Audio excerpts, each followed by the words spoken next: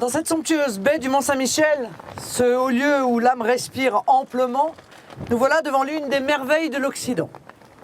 La haute silhouette de pierre avec ses rochers, ses remparts et sa flèche culminant à 150 mètres, cette image sereine de la force et de l'éternité nous incline à l'humilité. Les murs de la citadelle militaire résonnent toujours des exploits du chevalier du Guesclin. L'invisibilité de ces fortifications éprouvées par la guerre de 100 ans inspire encore aujourd'hui l'esprit de résistance.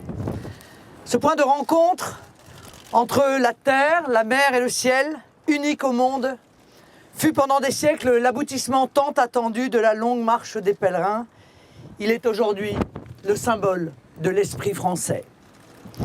Dans le mystère de nos attachements fondamentaux, s'imposent ces chefs-d'œuvre nés de la rencontre de l'intelligence, de l'esprit et de la main, qui forcent le monde à reconnaître ici le témoignage du génie français.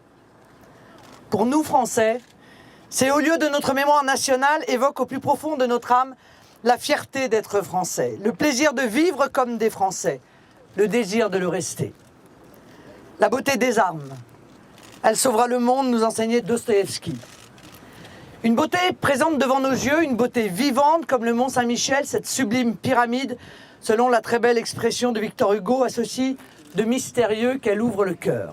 Contempler le Mont Saint-Michel, admirer la majestueuse harmonie de la nature et de l'architecture, la conjonction entre l'esprit et la matière, entre la foi et la raison, c'est savoir qu'il existe dans le cœur des hommes quelque chose de supérieur, quelque chose qui dépasse le futile, l'utilitaire ou le subalterne. Contempler ce merveilleux agencement, c'est pour nous, Français, faire le plein de fidélité. C'est nous savoir les héritiers d'une grande histoire, d'une grande nation, d'une grande civilisation.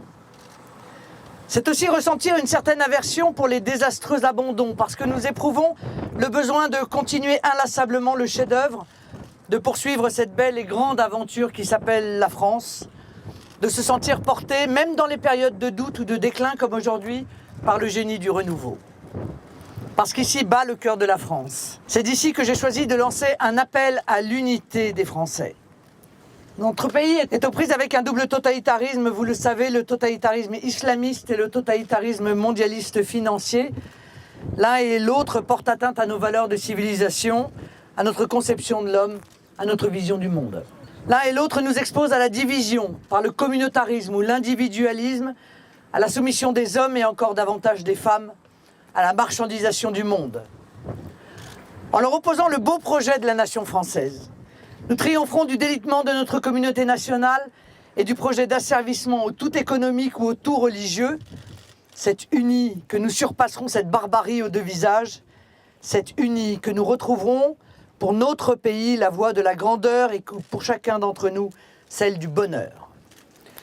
Une nation, notre nation, c'est un acte d'amour.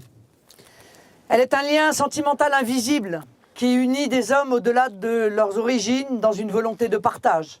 Une mise en partage de notre aisance matérielle, bien sûr, mais aussi le partage de notre patrimoine immatériel, nos valeurs, la grandeur de notre patrimoine, la grandeur que dégagent nos monuments, notre art de vivre, notre gastronomie, notre belle langue, nos règles de courtoisie, notre baguette de pain, le petit café sur le zinc d'un bistrot, bref, tout ce qui fait ce que nous sommes. Ce patrimoine-là n'a pas de valeur parce qu'il est ciselé par 2000 ans d'histoire, parce qu'il vit en nous et qu'il est irremplaçable. Au-delà du présent, la nation induit un partage d'espérance et la volonté de construire l'avenir en commun. Une nation, notre nation, c'est un élan du cœur et de l'esprit qui se renforce au fil du temps pour ne faire qu'une ambition collective au service de tous et des générations futures. Nous allons apprendre à nos enfants à aimer la France. À l'aimer parce que la France est belle. Parce que devant le sublime porté aussi au point, il est impossible de ne pas succomber. Nous devons redevenir une nation de sentiments. Si la France n'était qu'une nation par la raison, il n'y aurait que des Français administratifs, sans âme, et donc sans cœur, sans repère, et donc sans avenir. Je veux refaire de la France une nation de cœur, une communauté de solidarité entre Français, une communauté de destin comme si un seul cœur battait dans 66 millions de poitrines. En ces heures où le doute peut légitimement s'instaurer, j'appelle tous les Français, d'où qu'ils viennent, de toutes origines et de toutes opinions, à me rejoindre dans le grand rassemblement fraternel des patriotes. Dans le grand dessein qui est le nôtre, chacun d'entre vous a sa place, a une place éminente pour le salut du pays. Rarement dans l'histoire tourmentée de la France, une génération de Français n'a eu comme vous entre ses mains le sort du pays. Si nous échouons, notre nation s'effacera, et avec elle, ce qui fait le génie français. Ce génie qui a tant apporté au monde et dans lequel les peuples de la terre continuent de croire et d'espérer.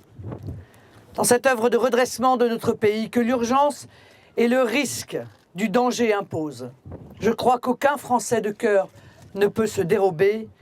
Lorsque nous sommes unis, nous sommes invincibles. Vive la France!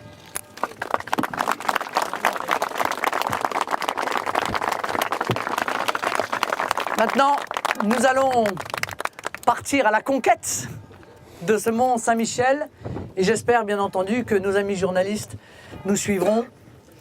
C'est plutôt ici qu'il faut inviter les dirigeants et les chefs d'État étrangers à venir pour comprendre la France plutôt qu'à Disneyland.